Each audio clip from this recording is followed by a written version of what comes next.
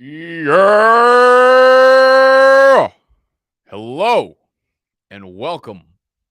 Bike. Welcome in. Week 10 game by game recap. Doing this far later into the evening, into the witching hour than we typically do. We took a weekend trip to Penn State to cover the game versus Maryland. It was an absolutely unbelievable weekend with the BDGE team. We dominated the campus. I'll tell you what, man. YouTube makes us money. TikTok's made us fucking famous around these fucking college kids. It was awesome. It was really fun. Thus, we got home last night, and then today's just been kind of like a catch-up recovery day, so we kicked it off late tonight. You looking mad goofy today, my boy. I don't even know what that fucking mean. I look good as hell. I'm glassed up. I'm fucking tucked in and shit. It's cold out here, man.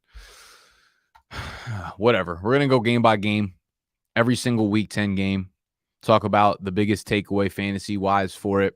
But because Mojo sent us to the game and because I love Mojo and because I love you guys, we're going to give away 2 of our BDG hats. Now, these are literally, I believe, the last 2 we have on hand. And we might not have these on hand again for like another 2 months, depending on when I feel like fucking buying them.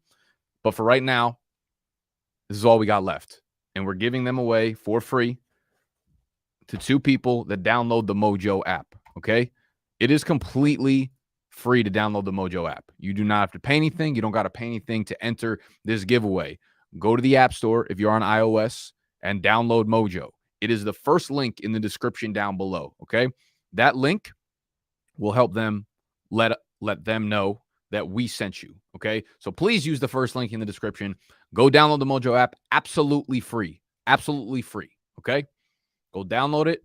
Go play around with it. You can only actually play. Mojo is the sports stock market. It's fucking awesome. If you're in New Jersey, you can actually play with it and use real money. And you could have put a lot of money in the beginning of the season on a dude like Geno Smith or a dude like Dameon Pierce or one of those players, and you would have made a lot of money. You could also short players and do everything in between. Available in NJ, but you could download it anywhere, and you can browse prices and look at all the historical data for every single player, no matter where you are, as long as you are on iOS. So go download the Mojo app. You must use the link down below. If you don't use the link down below, you're not entered into the giveaway. That's all you got to do. Go hit Mojo, download it with the link, and you will be entered into winning one of these 2 hats. Let's talk some foosball, baby. Let's talk about a game called foosball, and we will start with the Germany game. What a weird location for a game. They wanted to, you know what it was? They probably really care about Germany, and they wanted to send the GOAT over there. They sent Tom Brady on his way over to Germany. He probably must have been fucking pissed, but he came away with the dub. Biggest takeaway from Seattle side of things is that we're starting to see Kenneth Walker get involved in the receiving game. Didn't get much going through the ground. Metcalf, Lockett, both good players. Geno Smith still balling. Kenneth Walker, 6 for 55 on 8 targets through the air. If this dude starts to get more work through the air, he could end up being the number 1 fantasy running back overall over the second half of the season. Tampa Bay's run defense, their overall defense is something to behold right now. They're starting to get their players back, a little healthy. They look damn good. On the flip side of things, the biggest takeaway here, Julio, for one, looked like peak Julio on that touchdown catch. That was crazy. That was something else. You love to see that out of Julio. So he's for sure a waiver wire pickup this week if he's sitting there because he looked pretty damn good. The other big takeaway is Leonard Fournette gets hurt. They have a bye next week. He's expected to be healthy for the game after that. Rachaad White did get the start, but it's one of those starts that's not really anything besides a headline reader because Fournette ended up having more work than he did before he got injured. But Uncle Lenny looked like he's been eating too much, man. He looked like he just doesn't really have the explosiveness. He started off the year real good, but he's just looked terrible since then, man. And Rachaad White looks better. 22 carries in this game. Wasn't involved at all in the passing game, which is weird because he is a very, very strong pass catcher. But you got to think he will eat into that part of the game. And I think there's a real chance that this is when the backfield starts to kind of collide. And we're going to see a near 50-50 split between the 2 of them. Lenny just doesn't look good. Rachaad White looks great. So obviously, if he's available, you pick his ass up. Let's move over. Yo, this was like the game of the day, the game of the week, the game of the year, the game of possibly the century. This was just so fucking beautiful that I had no other choice but to use Stephon Diggs and Justin Jefferson in the thumbnail.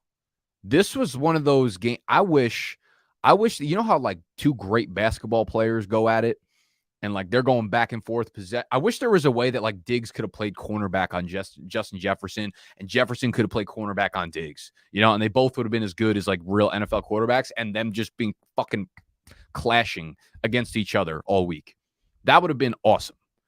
We can only get one half of each of those players, you know, but at least one of them was on the field at all times pretty much. Justin Jefferson, 10 for 193 and a touchdown, averaging the single most yards per game of any wide receiver up to this point in his career. Stephon Diggs, 12 for 128 on 16 targets. Both of them walk away with 16 targets. Just insanity. Dalvin Cook, if you read the box score, he looks great, 14 for 119 in a tugger, but he had that 81-yard touchdown. I like rewatched the entire game this morning because I mean, it's the most rewatchable game possibly ever, but Cook does not look great. Cook doesn't look good. Yes, that run looked fantastic, sure. And it looks like he's got some explosiveness back. But Cook's like, I don't know, man. It looks like there's just a little bit of juice missing there. And it's hard to say he's like a trade target, but I feel like you could probably trade very high on Dalvin Cook right now. And I might consider it. I might look for like a 2-for-1 piece if I need a little depth for the playoffs. You know, I might maybe hold out for like some Jamar Chase injury news and flip Cook for Jamar Chase and a Rashad White. Maybe that's selling a little bit too low, but y'all get the point. With Dalvin Cook, I don't know, man. It doesn't feel like he's really getting home right now. He's putting up the points, but eye test says a little bit differently. On the other side of things, same side still, but TJ Hockenson, another 10 targets, clear tight end one. Those are really the only takeaways I have from this game, other than it was fucking awesome. Josh Allen, elbow injury. I mean, if it hampered him, it wasn't really noticeable, but he's going to put up elite fantasy numbers regardless of what the fuck body part is ailing on his body. It don't matter. Lions, Chicago. Let's talk about the Lions. Biggest takeaway, again, is that DeAndre Swift continues to be unplayable. It's just so glaringly obvious that he's really hurt. Like, you don't give Justin Jackson as many touches as DeAndre Swift if he's not significantly hurt. So you keep him out of your lineup. You keep starting Jamal Williams. You keep starting Amon-Ra St. Brown, and that is all. Amon-Ra got a little bit banged up. I think he's fine, though. On the flip side, 2 takeaways here. Actually, probably 3 takeaways here. Fields continues to be goated. Like, he's putting up Lamar Jackson in his peak type numbers, man, and you love to see it. Khalil Herbert left with a hip injury. So if he's out, the backfield again will be monopolized by David Montgomery.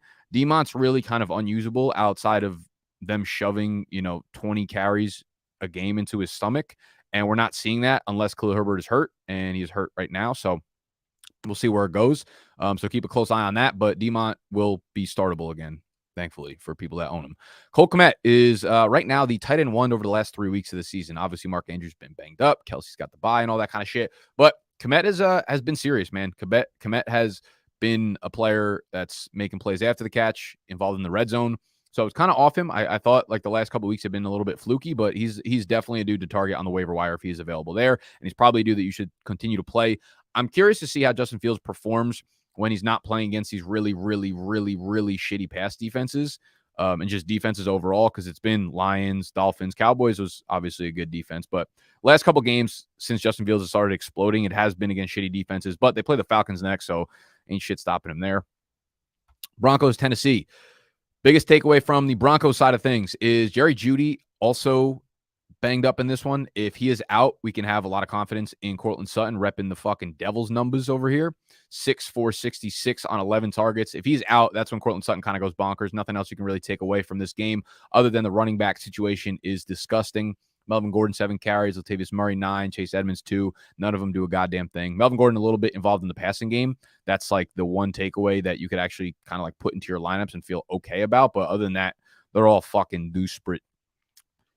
Titans side of things, I mean, you could say the takeaway here is Nick Westbrook-Ikini, but I'm good here. I'm good here. That's a flash in the pan. That is absolute fool's gold. 8 targets, 5 catches, 119 yards, 2 touchdowns. I get it. Nick Westbrook-Ikini has had some flashes so far in his career, but I'm not here to hype him up. NWI, not happening here. Jacksonville, takeaway. I heard some crazy stats about Jacksonville. And I can't even remember what the fuck they were. But Jacksonville won the turnover battle by like 3.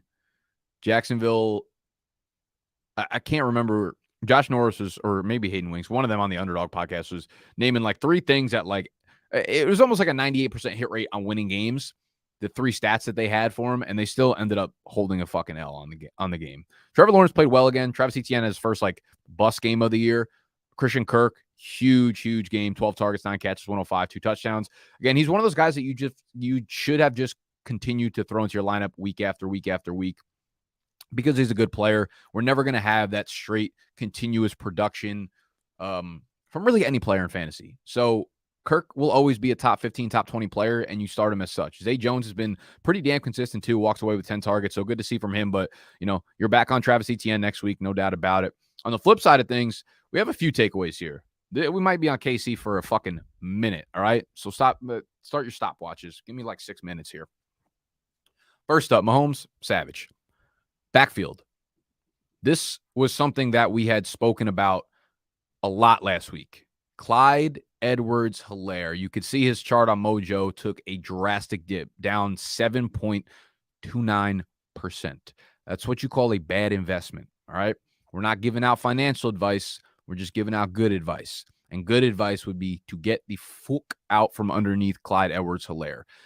This was my concern because right before the bye week, they talked about how Isaiah Pacheco was going to be the starter. Pacheco was going to get more work and start to be involved more in the offense. So they had one game in which he got a little bit more work, and then they had the bye week. So that plan that they had midway through the game 2 weeks ago felt like it was for sure going to be installed throughout the bye week, and they did that. You can see on the box score, Isaiah Pacheco, 16 for 82. He did lose a fumble, but other than that, has looked pretty much better than any KC running back has at any point throughout the year in this game. He was a really good early down worker. Clyde Edwards-Helaire did not have a single carry in this game. That should pretty much tell you how they feel about him right now. Patrick Mahomes gets it done on the ground. The other dude who's getting it done on the ground, Kadarius Toney. Kadarius fucking Toney. You see his price goes up 11.67%. His shit has just been rising and rising ever since they hit that trade. Okay, he moves over to KC, magically healthy. Now he's magically fucking delicious on your fantasy team because Juju got absolutely handicapped in this game. He's probably going to miss next week. If he does miss time, Kadarius Toney clearly going to be more involved in this offense. 5 targets, 4 catches, 57 yards, and a touchdown. Also adds 33 yards on the ground. I cannot wait to see how they continue to get this dude involved on the goal line. There are no more creative packages on planet fucking Earth than what Andy Reid dials up for the random players. And there's no one that moves better in a fucking phone booth, which is basically what the goal line is on the NFL field, than this dude, Kadarius Toney. I think he's going to rip off a multi-touchdown game soon because they're going to use him on the goal line instead of using running backs. Kelsey eats, Toney eats, MVS. I thought MVS got hurt in this one. I guess not. 3 for 60 and a touchdown. But yeah, Juju Smith-Schuster leaves. Jerick McKinnon. So the one thing I will say about the backfield right now is it's very clearly a 2-man split. Pacheco getting the early down work, hopefully some goal line work, but Jerick McKinnon is the passing down back. Jerick McKinnon is the dude that comes in on 3rd and long. He is the dude that comes in on 3rd down overall. He's the dude that comes in passing situations. So it's a split between those two right now. Hard to say who really, comes up with the long or short end of the stick on a weekly basis because they don't typically use their running backs that much by the goal line. So it's nice for Pacheco to have the early down role, but does he have the goal line role? If he's dropped, you obviously want to pick him up because you'd like the starting running back in the Chiefs offense. And if Toney is available, man, you go hit that motherfucker. You go invest in him on Mojo ASAP. Again, for those of y'all that are new to the stream, we're doing a brand new giveaway of these hats. Thanks to Mojo. Go download the app right now. If you have iOS in the App Store, just go download it for free. You have to use the link below in the description. That'll take you straight to the App Store to download it. and you can go browse. You can't use it unless you're in Jersey, but you can browse it now. We'll be coming to your state eventually, and you will be entered to win one of these crispy ass white gold rope BDGE hats that we only have 2 left in the office, and you'll never see again. Let's, you know what? Actually, let's continue talking about KC because there are other takeaways. If there are more injuries, Justin Watson is playing a lot as a wide receiver. He split snaps with Tony as the wide receiver 2. Sky Moore, you'd love to say will get more involved, but he's just not really playing, man. And you hate to see it. He was a guy that I really, really liked in the preseason. But let's keep an eye on injury reports. Let's keep an eye on what we want to be doing with Justin Watson and Sky Moore throughout the rest of the week. We will have our waiver wire episode up tomorrow, probably around noonish, as well as our waiver wire rankings on our website, bdge.co. Cleveland and Miami. Biggest takeaways here that DPJ is really, really, really consistent right now. He's gone over 50 receiving yards in like 6 straight games, 70 receiving yards in 4 of the last 5. He can legitimately be started with Jacoby Brissett every single week. No other real takeaways here. On the flip side of the things, man, Tua keeps absolutely searing opponents. He's another dude that I am interested to see how he backs up what he's been doing against a good offense or against a good defense. Sorry. So he's played the Steelers, he's played the Lions, he's played the Bears, he's played the Browns, all really, really bottom par defenses at the moment. He gets the Texans next week. So we should be expecting a massive game. I believe he's the second highest odds on favorite right now for MVP, like plus 400. Then he gets the 49ers. So I'm very intrigued to see how he finishes down the stretch because you got at 49ers, at Buffalo, you're playing the Packers, you're playing at New England again, and then the Jets. So you've got some like real opponents that he's got to play against. But for right now, you're obviously playing Tua every week. You're playing Waddle every week. You're playing Tyreek Hill every single week. The backfield shakes up how we thought it would. Wilson, 17 for 119 and a tug. Raheem Mostert plays well, but against good defenses, you're probably not going to be able to play both of them. For now, Mostert can be used as a flex, but Jeff Wilson is just a high-end RB2 in an offense that's rolling. He's, again, involved in the passing game, 5 targets. Just really, Jeff Wilson, man. Shout out to Jeffy Dub.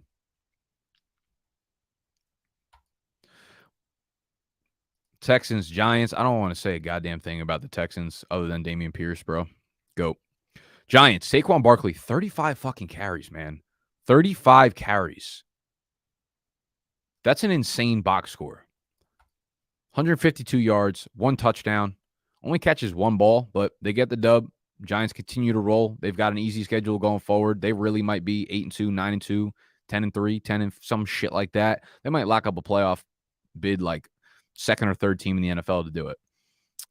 As long as they continue to run through Saquon, which I don't see a fucking reason why they wouldn't, they'll continue winning games. Receiving wise, Darius Slayton's been like low-key pretty good, but it is really hard to depend on volume of like 4 targets. He's a playmaker down the field. It took him forever to fucking figure it out, but he's been playing like pretty consistently. He's just, during bye weeks and stuff, I think he's a dude you can get into your flex play. I want to say they play the Lions. Yep, they play the Lions next week. So very, very startable matchup for, nope, that's not what we wanted to do. Very startable matchup for Daniel Jones, for Saquon, and I think you can start Darius Slayton against the Lions. Saints versus Steelers. This was absolutely a fucking complete mess. Terrible game for Andy Dalton, who now they may be benching again for Jameis Winston. I hope they do it. I want to say not for Alvin Kamara's sake, who had a terrible game, 8 for 26 on the ground, 3 for 19 through the air. So just a dud game. But you could see the effect of the Pittsburgh defense has, obviously, when TJ Watt is back. It was his first game back from, I want to say, tearing his or not tearing his, some collarbone injury. I forget what happened in the beginning of the year, but he was out, obviously, since week 1. And their defense just looks a million times better. They get way more pressure. Everything runs smoother. You take more pressure off the other parts of the defensive line when he's on the field. So Steelers defense is obviously not one to just look at like season-long stats for anymore and be like, they're terrible. They had been terrible, but with TJ Watt back there, he is a team transformer. So Kamara, listen, I know he's got a couple bad games in a row, but he's a dude you get into your lineup regardless of who's under center. Same thing with Chris Olave, down game. Missed a couple long shots down the field that would have padded his stats a lot more. Juwan Johnson, I believe, has 4 touchdowns in his last 4 games. So he's also a dude, even with Troutman active, who is getting a lot of targets, who scores. He's very, very involved in the red zone. And he is someone that I think you could start in your tight end spot kind of weekly going forward. On the flip side, a lot to take away here, especially from the backfield. Najee Harris had his best rushing game, I guess. 20 for 99. Problem with Najee Harris is he's literally just a 0 in the receiving game at this point. I want to say, let me bring up his stats.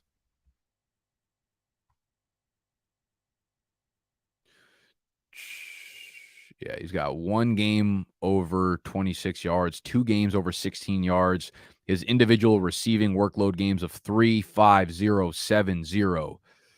2 catches, 0 catches, 2 catches, 0 catches. Just no explosiveness. Just nothing going on for Najee Harris. He did get a goal line score taken away by Georgie Pickens. So Pickens gets 2 carries for 23 yards and a touchdown. Also catches 3 or 4 targets for 32 yards. So that's not really like the type of stats you want to see for hopefully someone that could become an alpha wide receiver. But for Harris, man, it's he's like a high-end flex play, I guess, at this point, because I mean he's getting 20 touches. So you can't really sit someone who's going to get 20 touches on a team that's probably going to improve over the bye week. But Jaylen Warren, 9 touches, 37 yards, and more importantly, like really involved in the receiving game. 3 targets, 3 catches, 40 yards. He's extremely explosive. It's so fucking obvious to the naked eye. So Warren is a dude. He's not going to get a lot of scoring opportunities, which is the problem. So he needs to be really efficient on limited touches. I don't know if I really feel too comfortable with him in my flex play right this moment. But if you're desperate, sure. Deontay Johnson, kind of a disappointing game for the most part. Yeah. Colts, Raiders. So Matt Ryan gets a start. And since we were on the road, I didn't know this. And I had Sam Ehlinger playing, I believe, in the Bash for me, which is a huge fucking L. Jonathan Taylor looked bite. Rips off a 66-yard touchdown run. 22 carries, 147 yards, touchdown. Catches both of his targets for 16 yards. That's a sexy look. So if you drafted him number 1 overall, then you still feel like a fucking dickhead. But your team probably won this week. And just good to see him healthy, man. Just good to see that he has a little bit of that explosiveness left. It's good to see that he has something going on here. So you feel a lot more confident going forward with him every single week. Another funny stat I heard, Matt Ryan ripped off a 39-yard touchdown run in this one. That 39-yard touchdown run, not only was it the longest run of his career, he has never had a single game in his 15 years in which he's had 39 rushing yards. That one run was longer than any single career game of Matt Ryan's in the rushing department. Isn't that fucking crazy? It's not crazy at all. It's crazy that he was it's the fucking Las Vegas Raiders defense should be arrested. They should all be thrown in jail for allowing Matt Ryan to run for 39 yards on you. I feel like Matt Ryan's 40-yard time at this age is probably double whatever. Like the Raiders defense must have not been trying. Their 40-yard times are half the speed of Matt Ryan's, and you let him run for 40 yards. It mathematically makes not a fucking ounce of sense. But whatever. Paris Campbell, 9 targets. This dude is really, really good with Matt Ryan. Like anytime Matt Ryan's been on the field, Paris Campbell has been producing at a high level. 9 targets, 7 catches, 76 yards, and a touchdown. I feel pretty good about having Campbell in a flex spot in my lineup as long as Matt Ryan is a starter, which he obviously will be going forward now that Jeff Saturday is a coach. I feel like he probably always knew that he was going to go back to Matt Ryan, but we didn't learn it till later in the day. Michael Pittman, another disappointing performance. Not bad in full PPR. 9 targets, 7 catches, 53 yards, but I think we'll see better days ahead for Pittman now that Matt Ryan's back under center. For Las Vegas, nothing really to take away here. Josh Jacobs has a big day. Everybody else kind of stinks outside of Devontae Adams. Foster Moreau finally has a touchdown catch, 3 for 43 and a touchdown. Darren Waller is now on the IR, so I think you could do worse than streaming Foster Moreau if he's available in your league. I started him in one spot, and he came in with a big dub for me there, but he's also been wildly underperforming since Darren Waller has been out, so I'm not overly excited about him, but he's definitely a streaming option. Cowboys, Packers. This was a really fucking good game, too. This was awesome. They were going back and forth in this one. We finally had the explosion game out of CeeDee Lamb that we've kind of been looking for, like his borderline his whole career. 11 catches, 150 yards, 2 touchdowns, and 15 targets. Michael Gallup just continues to disappoint, but Dalton Schultz has been really, really good since Dak has come back. 8 targets, 6 catches, 54 yards, and a touchdown. So you're basically getting the Dalton Schultz now that you have, or that you invested in earlier on in the draft season. Like in the summer when Schultz was a 5th, 6th, 7th round pick, this is what you were expecting. And over the last 3 weeks, he's finished as a very, very good option in fantasy. So you keep letting him rip. In the backfield, Zeke did not play in this one. So Tony Pollard, again, did what Tony Pollard does. 22 carries, 115, 1 touchdown. It's incredible how good he looks. It's incredible how much better than Zeke he looks. So we'll see what happens when Zeke comes back. Maybe they just continue to let Tony Pollard rip because he's doing such a fucking good job that it doesn't make a lot of sense to have Zeke back here just siphoning 3.6-yard carries away. So keep an eye on it. Obviously, if Zeke is back, then I expect Tony Pollard to split work with him. But on the flip side, A.J. Dillon should probably stop splitting work with Aaron Jones. That's not fair. I guess he averaged 5 yards per carry, but the difference between the two is just absolutely staggering. Aaron Jones, 24 for 138 and a touchdown. Catches both of his targets for 18 yards. So, coming off the ankle injury, obviously no concern going forward with him. You continue to start him as an RB1. Dillon continues to be pretty much unstartable because he's not getting goal line scores. He is not getting any catches right now. So he is, listen, if you need to drop him, I'm not opposed to it. Again, he's just someone that I'd rather hold on to in case something does happen to Aaron Jones. He re-aggravates the ankle or something, then Dillon monopolizes the bike field. The biggest fucking takeaway here, of course, is Christian Watson, the rookie, 8 targets, 4 catches, 107 yards, and 3 touchdowns. Just an insane game for Christian Watson. We talked about this many times last week. If you watched pretty much any of the individual videos that I made last week, I was emphatic about stashing Christian Watson. It was something I talked about earlier in the year. He is clearly and wildly the only real deep threat speed receiver that Rodgers has on the team. Romeo Doubs obviously out for this one. He's out with a high ankle sprain. He'll miss more time. Randall Cobb might come back next week. I thought he was going to be out for longer, but I don't think Randall Cobb's going to do a fucking thing to Christian Watson. Christian Watson is so talented downfield, man. He is, even if he's not a good all-around wide receiver, it's very clear that if Aaron Rodgers takes shots, and he's like man, listen, he's like a man that has been in prison. He's pent up and he needs to release. And finally, Christian Watson is Aaron Rodgers' strip club right now. Christian Watson is Aaron Rodgers' hooker. I don't know how else to put it. And Christian Watson is a dude who's getting downfield, and Aaron Rodgers can just uncork. I don't think he cares if he catches it. I just think Aaron Rodgers wants to chuck his fucking arm off, and Watson happens to get under it. He had a very up and down game, but it's very clear that the two of them can make beautiful babies together and can have great chemistry together when given the time. Because Christian Watson has spent a lot of time off the field between the concussions and the hamstring injuries, but this dude is just explosive on another level. Like, do not forget what this dude did at the combine.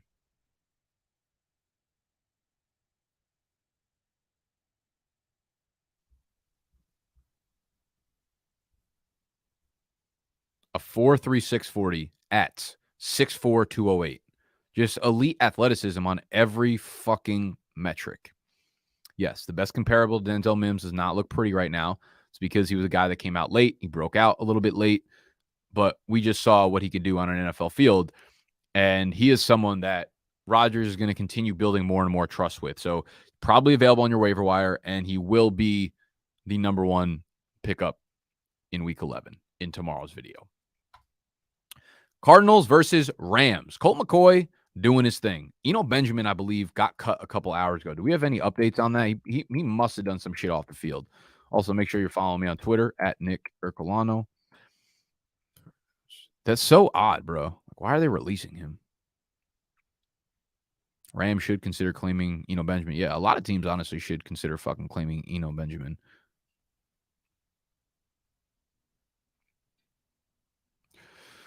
Whatever. James Conner, obviously the guy. 20 for 69 and 2 touchdowns. This is something I was talking about in the live stream on Saturday too. It's like James Conner not efficient against the Rams, but always this is I want to say he has scored 2 rushing touchdowns in 4 of the last 5 games against the Rams. It's just a weird thing that happens. And Conner is bell cow right now. Bell fucking cow. Bell counters. James Bell counters. I'm going to shut the fuck up. D-Hop, 14 targets. Rondell Moore, 13 targets. These two are every week starters. I guess it doesn't actually matter who is under center, especially now that Zach Ertz is hurt. So Zach Ertz is, they said he was out for the year, which is devastating to one of my dynasty teams because I really fucking needed him. Trey McBride, the rookie, will step in. He played almost every snap after Zach Ertz left the game.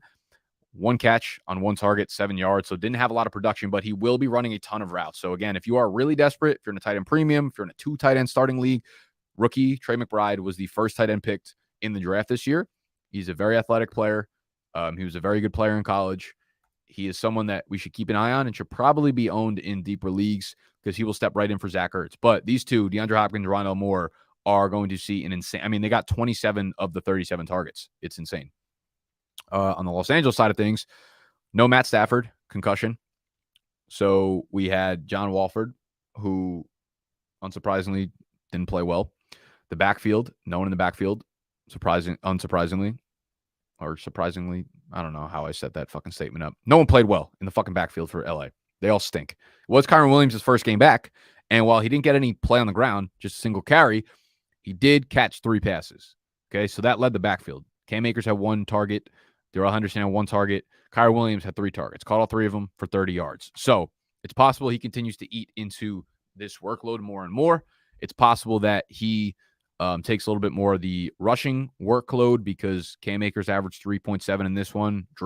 Darrell Henderson averaged 3.5. Did get the score, so I guess that saved fantasy days a little bit, but you can definitely cut Cam Akers.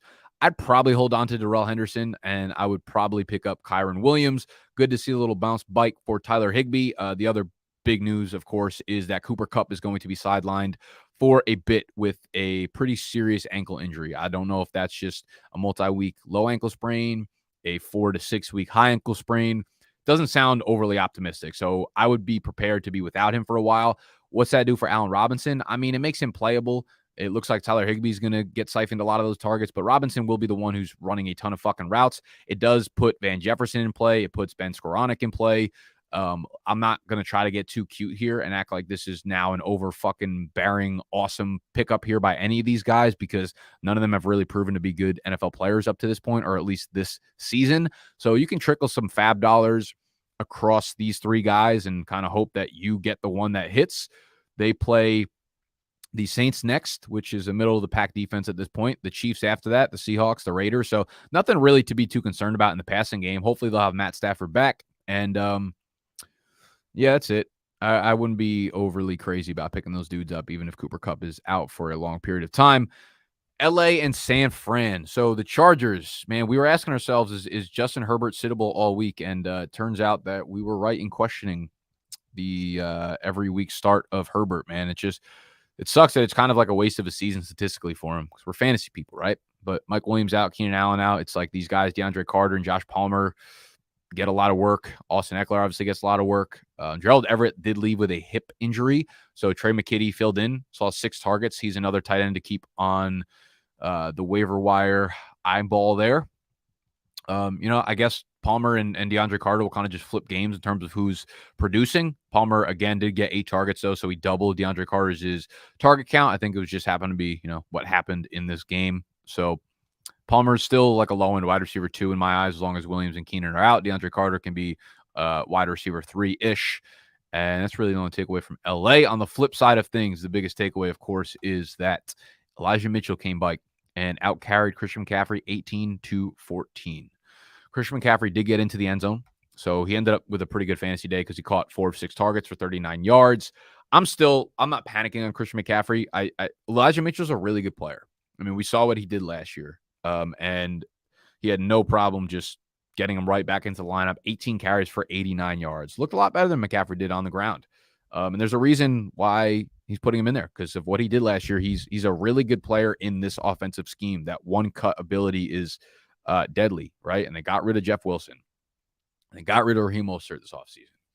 And they don't have any other players I want to play, man. So Elijah Mitchell is definitely going to be a thing going forward. He's absolutely a waiver wire pickup if he's available for you. This is a backfield that will just score a lot of fantasy points altogether, but Christian McCaffrey is going to catch a ton of passes. Another 6 targets for him.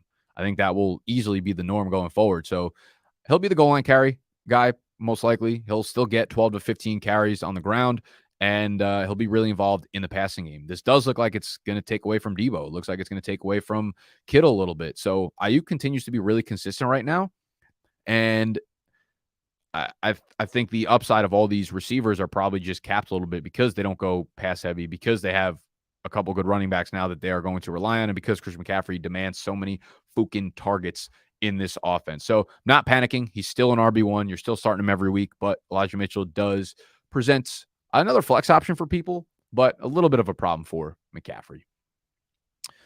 And I want to say that's every single game, except for one, which is tonight's. We have Washington versus Philadelphia. And we were perusing some PrizePicks lines. And this is my favorite one right here. Logan Thomas over 17.5 receiving yards.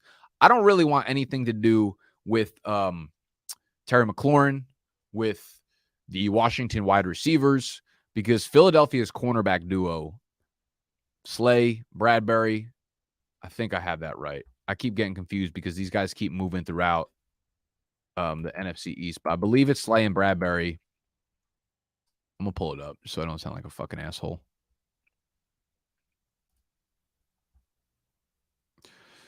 Slay and Bradbury, yes, sir. They are like both top 5, top 8 ranked PFF cornerbacks in coverage.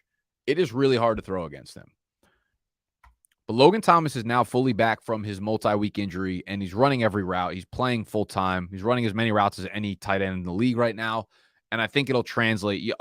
Honestly, his 2 reception total on PrizePicks is really fucking low, and I'd love to hit that as well, but you can only use one play from each player on PrizePicks. I really like 17.5 receiving yards. Philadelphia, obviously, really tough pass D, but they're mediocre at covering tight ends. So I'm okay with this line. I'm okay with the 2 receptions for Logan Thomas as well. I think that's probably a lock. So go nail this on PrizePicks, please. Go absolutely fucking devour this line for dinner. The game starts tonight, obviously, in like an hour and a half, so you might be a little bit late on this. But if you're watching the live stream, it's an easy play for you right now. If you're new to PrizePicks, if it's your first time on the app, one, you could use the link right down below. It'll take you straight to the App Store to download it. But make sure you use promo code BDGE. BDGE, and it'll get you a 100% deposit match. Okay? Whatever you throw down, 20, 50, 100, up to $100, it will double that into your account. So you can go fucking absolutely sear this up right here. Okay? PrizePicks.com, PrizePicks app, promo code BDGE. I also kind of like they released this new gameplay where they put multiple players in a box. It's like 2 or 3 players, and all they have to do is score 1 touchdown combined. So there's one between Devontae Smith and Dallas Goedert. So A.J. Brown, obviously the alpha there. But if either of these 2 secondary pieces catches a touchdown against a team that can definitely be thrown on, you'll hit that box. You'll hit that square. So I like that one as well on the flip side of things. Okay? So go nail PrizePicks for tonight's game. And again, this will be the last time I tell you, I promise. Free giveaway. We've given away the last 2 BDGE hats in the office. We've got no more left in the HQ. All you have to do is go download the Mojo app using the link down below. It's the first link in the description. You must download it through that app. Once you do so, you're automatically entered. But once you do so, go peruse the app. Go look at the different numbers, the historical data, players that you'd want to invest in, players that you'd want to short. It's really fucking cool, and Mojo is going to blow up within the next year, 2 years. They are expanding into all these different states. You could play it if you're in New Jersey right now, but you could download it anywhere. All right? Go download Mojo. Enter the free giveaway for the hats. Thank you for joining me for the Week 10 recap. Sorry for getting this out late again. We had a very long weekend, long-ass trip. Signed up. Now send me my motherfucking hat. Yeah, I'm gonna have to test that. I'm gonna have to prove that, you know. I'm going to get in touch with your lawyer and your accountant to make sure and confirm. I don't trust you, Janstein. All